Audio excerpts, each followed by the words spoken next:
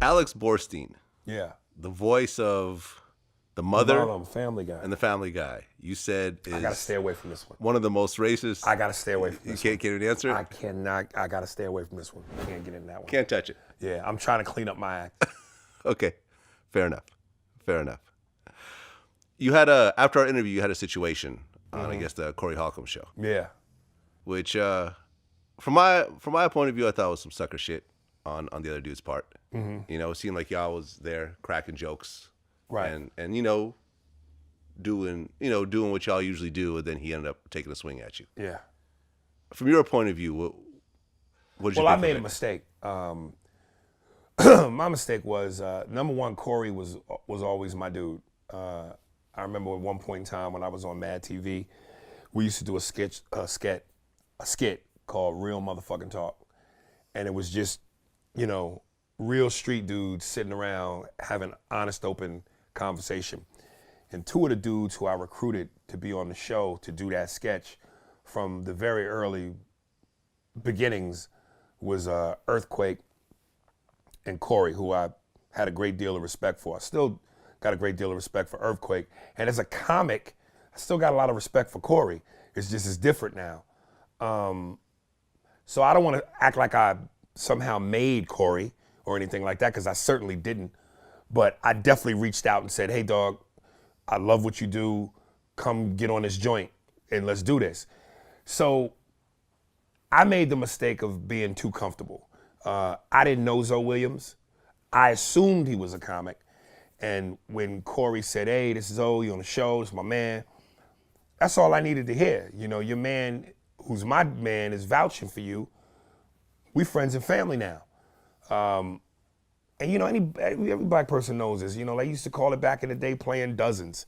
Mm-hmm. Whatever you want to call it. Italians call it breaking balls or whatever. We get around each other. We talk shit like we do at the barbershop or on the street corner, in the locker room. And I just thought that's what we was doing. You know what I mean? And listen, man, clearly I have an aggressive personality, which is, why people sometimes say I'm an asshole, or they don't know me, but they assume what they think I am, just because I have a very personality. You know what I mean? I'm from New York. I wear my hat a certain way. Right, I got flip flops on now, but yeah, you're a big dude. I'm a big dude. Yeah. You know what I'm saying? I got my Timbs. So that's just who I am. So we're engaging, and I'm talking just as naturally as I would talk. Like I said, if we was at the barbershop or we was, at the crib chilling, motherfucker, what? Nigga, get the fuck out of here, nigga. Man, shut the fuck up. I'm doing this. Mm-hmm. And, I'm a professional asshole. I'm a professional shit talker. So apparently I push buttons that he wasn't designed to have pushed. And, shit got where it got. But again, that's my fault, because I put myself in a situation where I just automatically assumed everything was everything. Where normally, look, man, when I'm not on stage, when I'm not doing what I do, I'm real quiet, man. I'm only when I'm in a certain arena or when I'm around friends and family and I feel comfortable. But I've had people tell me, dude, you don't even seem like a comic. Because when I'm not on stage, man, I'm real quiet. I'm to myself. I don't make a lot of noise.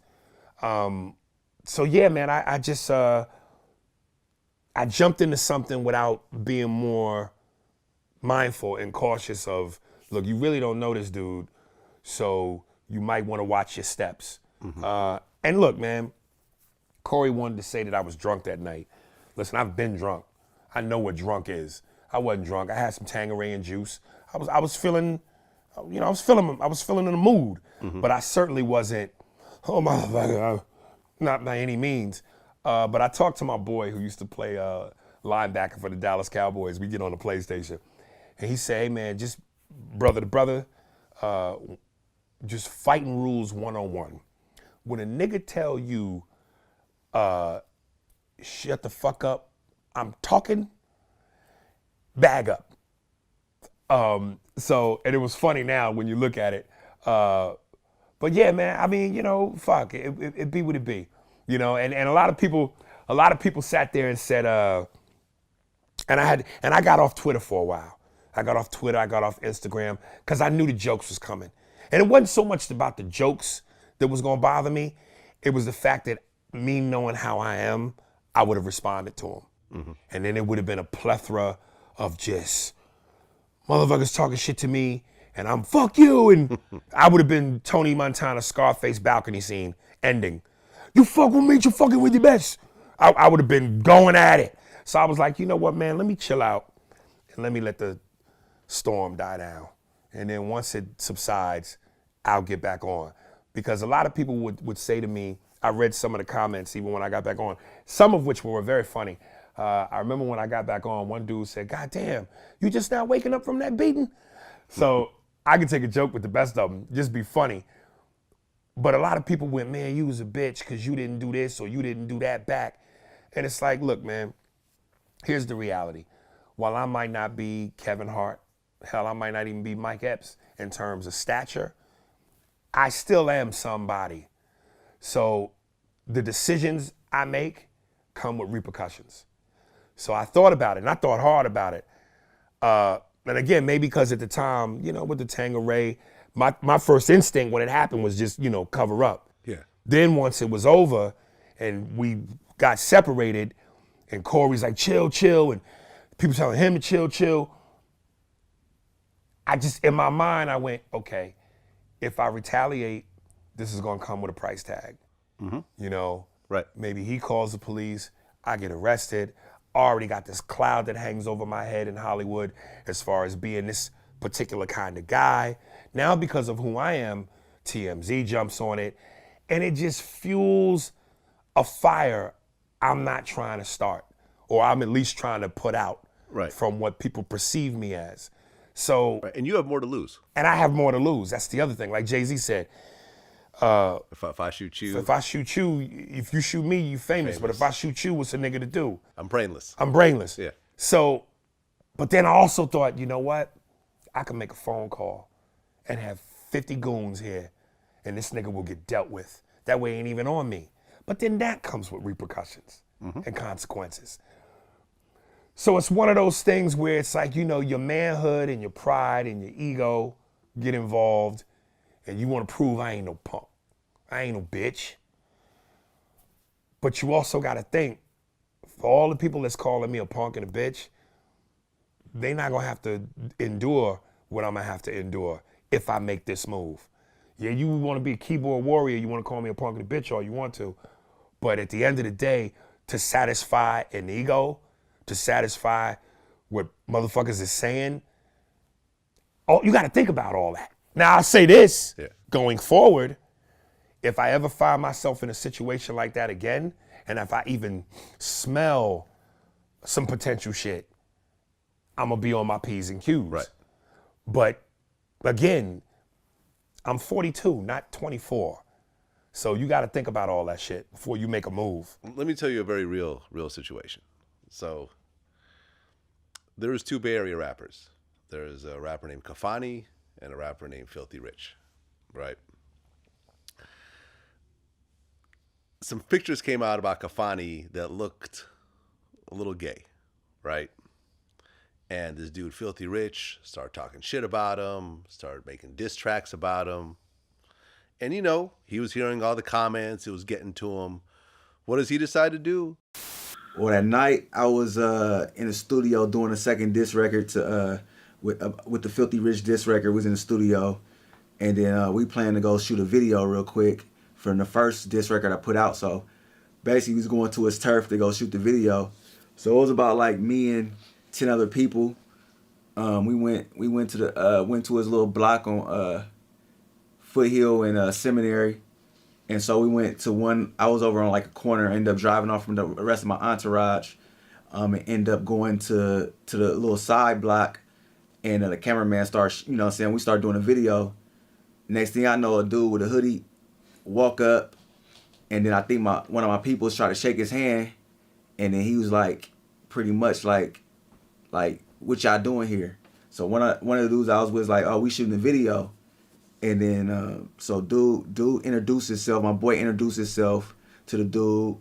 And then I'm like, yeah, I'm Kafani or whatever. So when I say I'm Kafani, the dude started walking aggressive towards me. So when I see him walking towards me, I'm like, you got a gun or something? And he was like, man, do it look like I got a gun? And so I was like, I'm like, yeah, it look like you got a gun. So I'm paying attention, but he's still walking towards me. So I'm like trying to walk away because I kind of I felt he had a gun. And so like next thing I know, like he pulled something. I seen him reaching for something. So I tried to run, and then next thing I know, I was just on the ground. I got shot. I got shot in the neck. I got shot a couple times in the chest and in the leg. And then so basically the fragments from when I got hit in the shoulder is what ended up hitting my spine and severing my spine. So that's why, you know, I'm paralyzed right now. But, you know, I got faith. I'm working every day in therapy trying to get back. So, you know, I'm saying, it ain't stopping nothing. I can guarantee you that if he could go back in time and not do that and just swallow his pride and just say whatever. Pride gets you in trouble, man. He's in a wheelchair. He's in a wheelchair for the rest of his life. Over some social media beef. Let me tell you something. I know the movie didn't get rave reviews. It certainly wasn't up to par with the NWA movie. But I watched the Tupac movie on the plane. Mm-hmm. The line that stood out to me the most was when I think the actor is Clifton, let's say Powell. Yeah. And I know Clifton. Clifton's been in everything. But he tells Pac, don't let what you do for 5 minutes get you 50 fucking years. Mm. So it's like, again,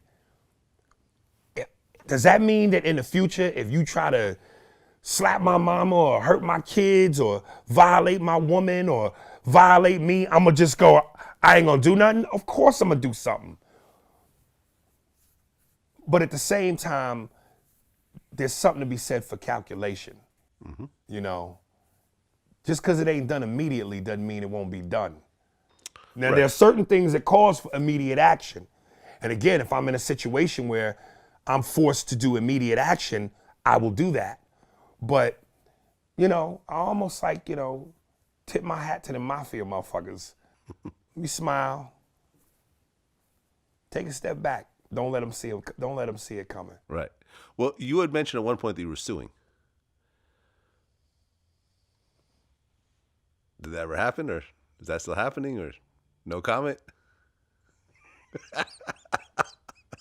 I guess that's my answer.